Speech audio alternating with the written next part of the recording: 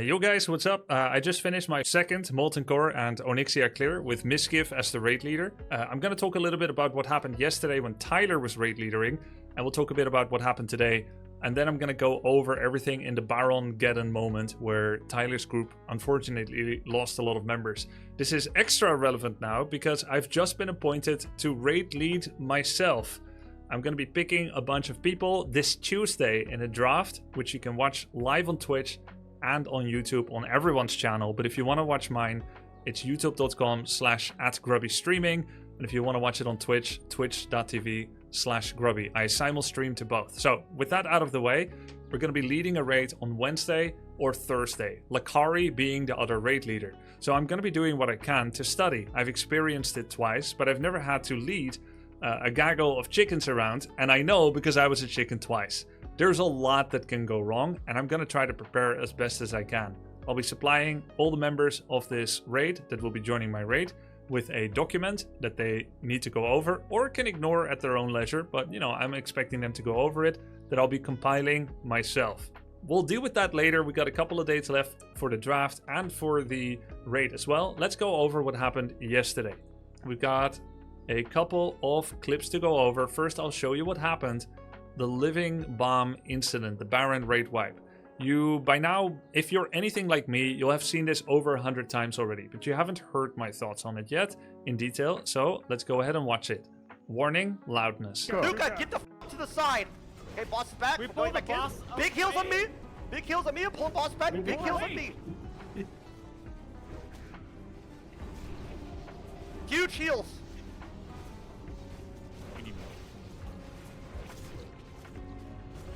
Melee out. Shit. Oh, oops. Everybody out, everybody back up. Okay, go back in.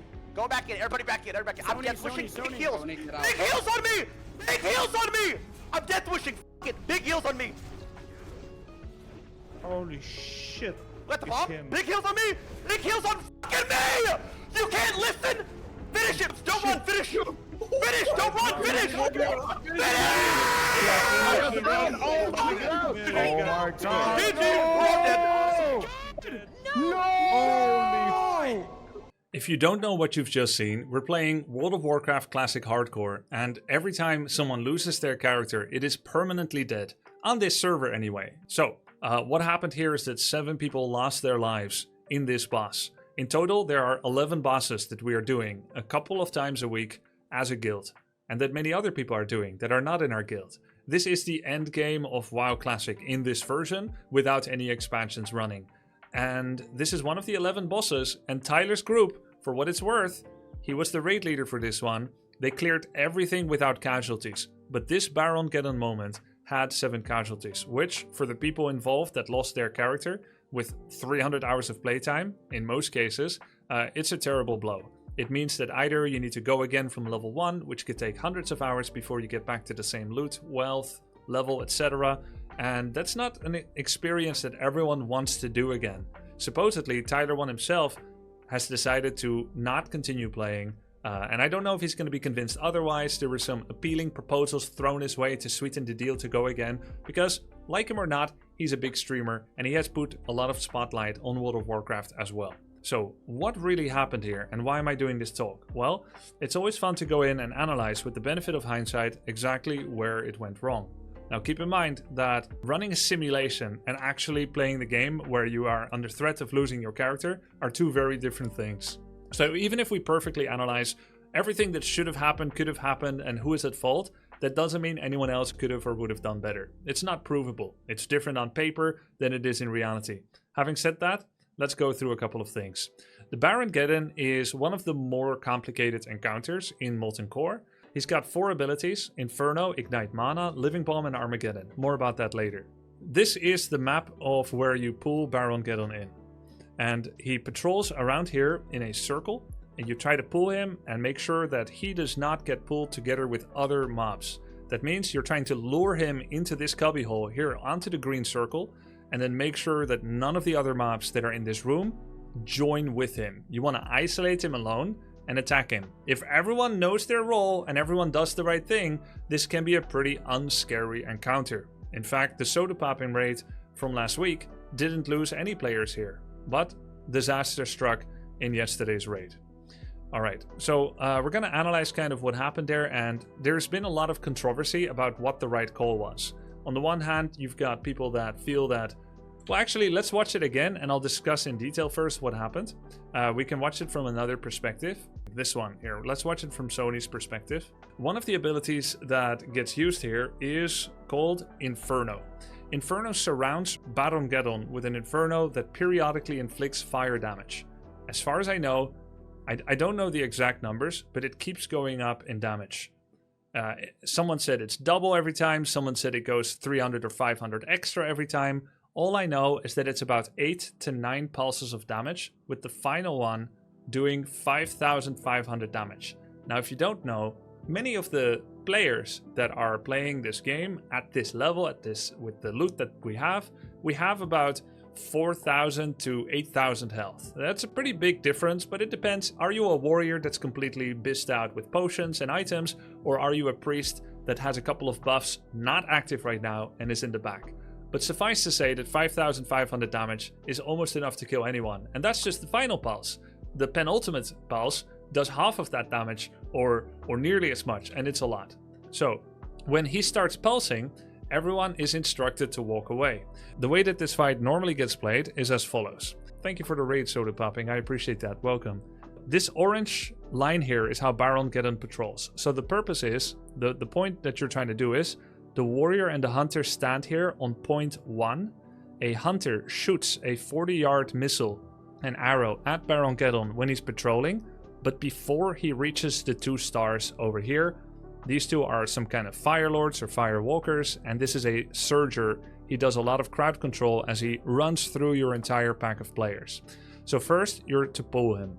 What happened is that the hunter that pulled the boss here just got it right. It was a little bit scuffed because it made many people concerned that maybe this whole pack would have pulled as well. The 2 extra fire lords and the lava surger. But this did not happen, so the pull went okay. Tyler1, who was the main tank for this encounter, took the boss over here on position 1. Then he pulled him roughly to the right location. You're supposed to keep him in the green area, because this creates a very interesting dynamic that allows people to stay safe from various abilities. The reason is, Inferno has a range of 20 yards. Once he's at position 2, the 20-yard radius of Inferno pulsing, the huge damage that I talked about, gets closer and closer to where melee are supposed to run, on this orange line, to a safe spot. On the green spot, it is safer. The green spot, or maybe here 1.5, is about 40 yards away from the blue circle where the priests and the range damage are supposed to be standing. They are safe when they're standing here because they won't be hit by the Inferno.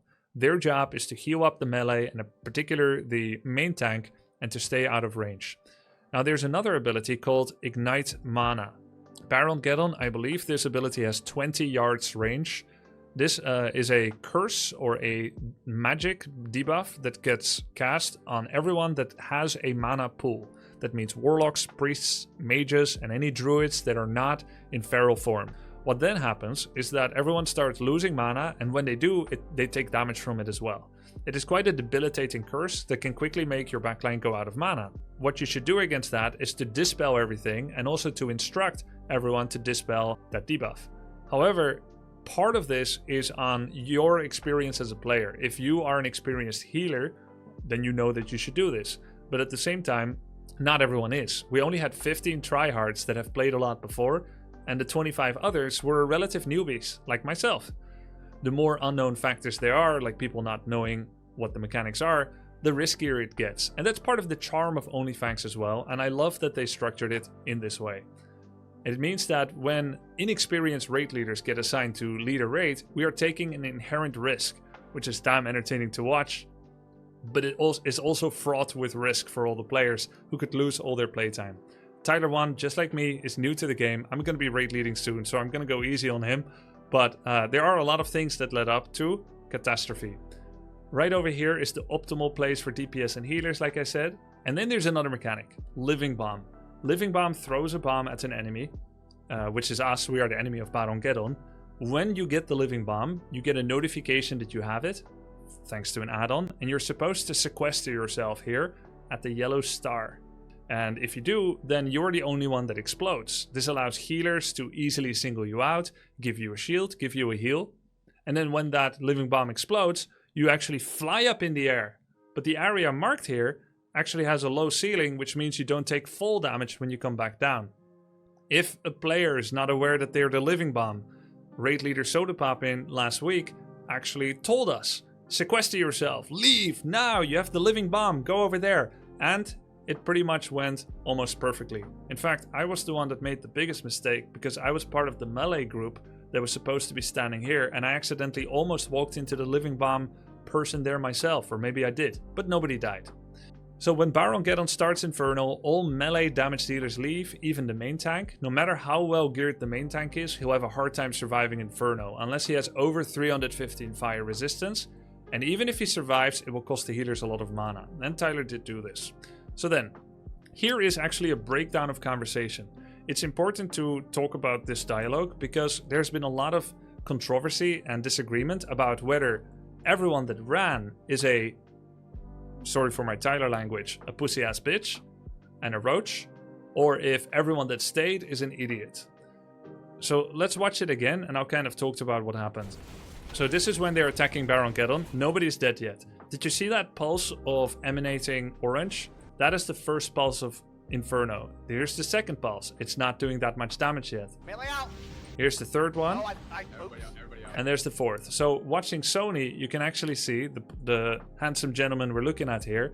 You can see here on his portrait, it says absorb, absorb, absorb. He actually did 100% block on every single fire attack because he still has a greater fire protection potion. The greater fire protection potion is absorbing the damage. 400. Melee out. Then another 600, and then he's out of range by now. So it's really not that far away that you need to get. And Tyler had a good call. He said, everybody out. So far, so good. There is one small problem though. This boss is being tanked a little bit too close to the healer cove. You're supposed to stand here.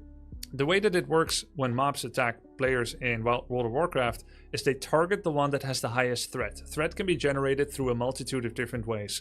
You can deal damage, you can debuff the enemy creep, the mob, you can also cast spells or heals. All of this generates threat.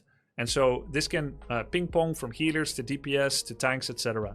The goal that we all have is that the tank keeps threat so that the mob keeps following the tank.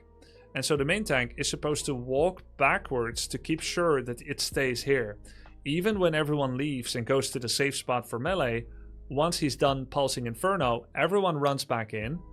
Because there is a distance between the players and the boss will then encroach on the healer and the DPS cove, the tunnel back here.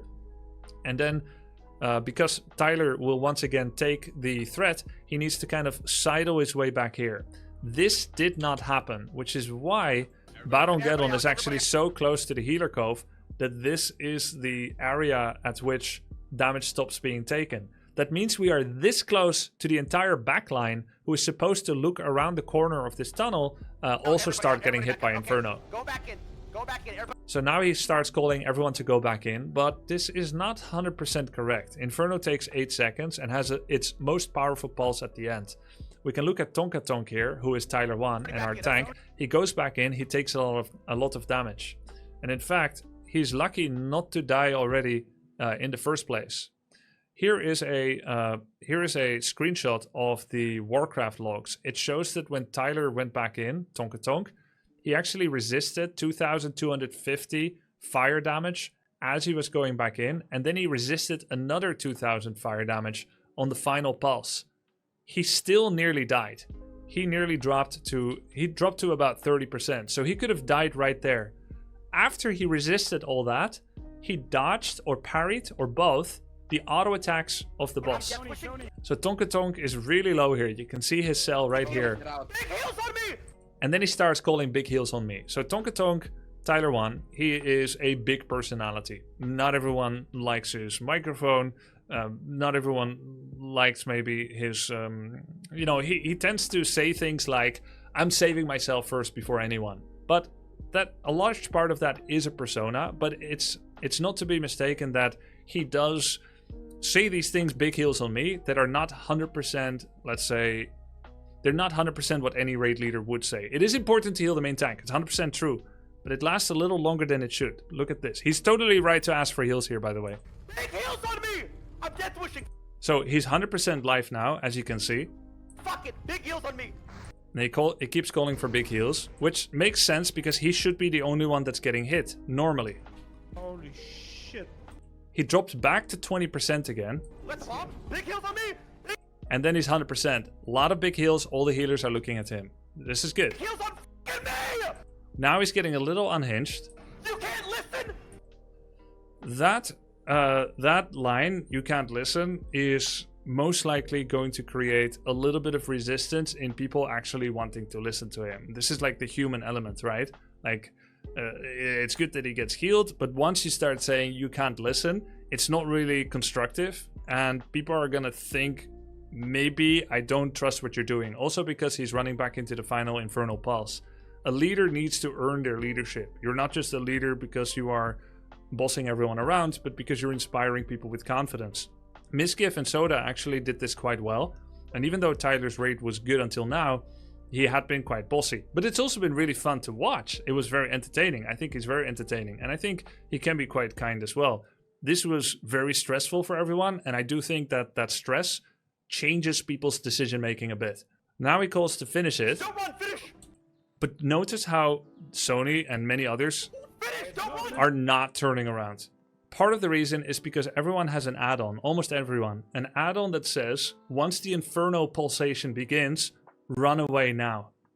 And I think he was kind of sacrificed here a little bit, but this is where the controversy comes in. Baron Geddon right now, before anyone is dead, is down to 5,000 life. A single warrior can do an attack for 2,000 to 5,000. If everyone followed his call and everyone stayed in, some people may have died because they may not even have been able to resist the first 3 to 4 pulses. Maybe nobody would have died. Maybe they would have killed it. The problem is that for years, for decades, everyone has understood that the mechanic for Baron Geddon is Inferno starts and run away. I've also heard that you can create a preparatory kill call, but you have to prepare everyone that says, if Inferno starts when he's under 5% life, or when he's under 3% life, then we will burst him and finish him off. That is kind of a speedrun way of thinking, because there's no need to do it. You could still run even if he's at 3% and then finish him off after. You're saving maybe at most 12 seconds.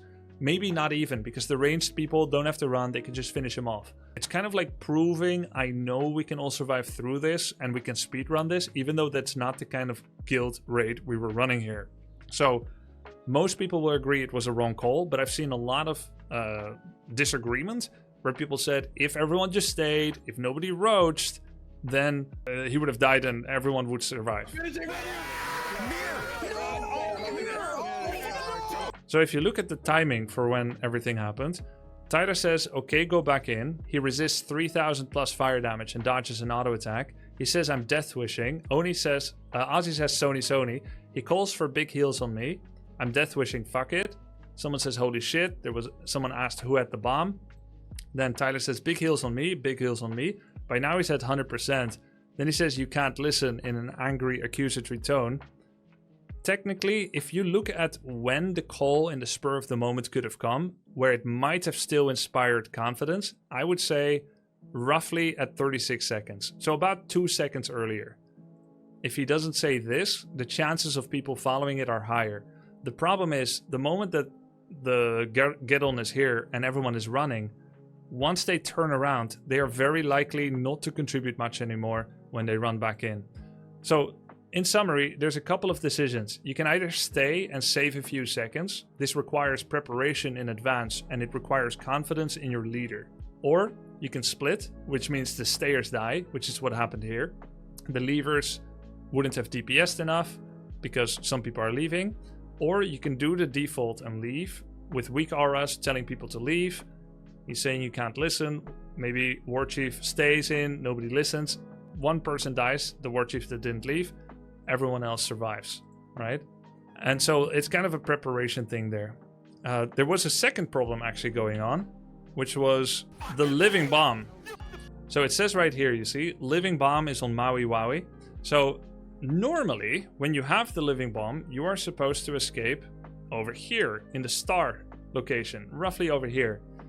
Normally, when you stand at location 1.5, when you look back about 130 degrees over here, right, you see the cubby hole that you're supposed to go to. If you're fighting and tanking the boss in the right location, you look around over your left shoulder, that's where you're supposed to go. But because they're tanking him in location 3 or even 4, it is possible that Maui Wowie looked over here and said, hey, I don't think I can make it back.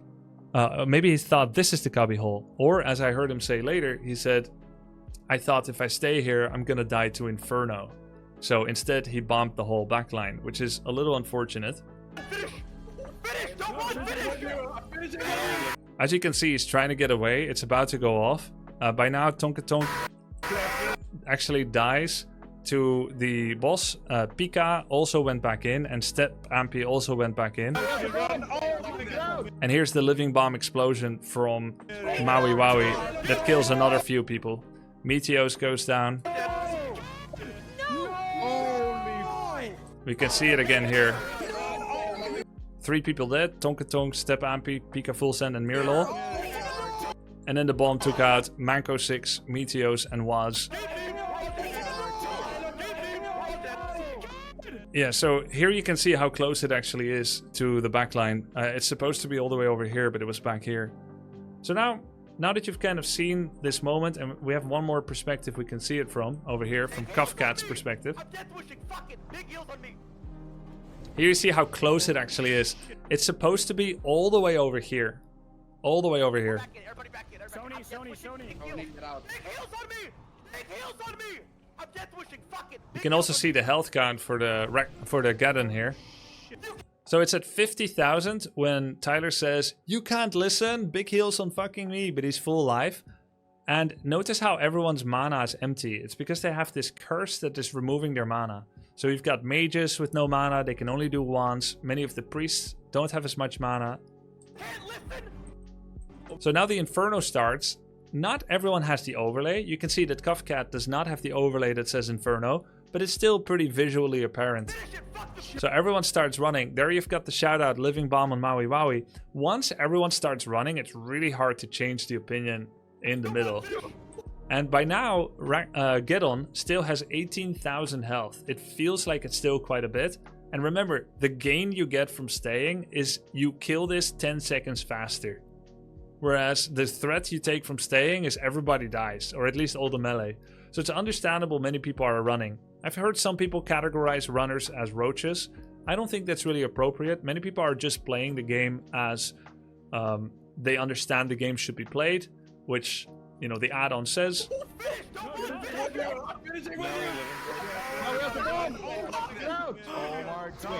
And did you see that second explosion a second later? That was the Maui Wowie bomb.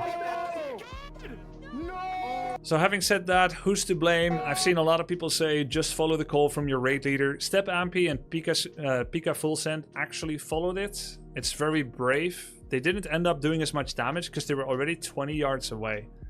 So in conclusion, I'm gonna do a blame chart because we did the same for Pirate Software's dungeon that went wrong. I would say, as much as I like Tyler, and I've got a show match against him later this month, and by the way, I allow people to make mistakes. I allow myself to make mistakes, and others, I don't think that Tyler or me is going to do a perfect raid lead, and hell, I might kill even more, and maybe he will do one of these reviews on mine.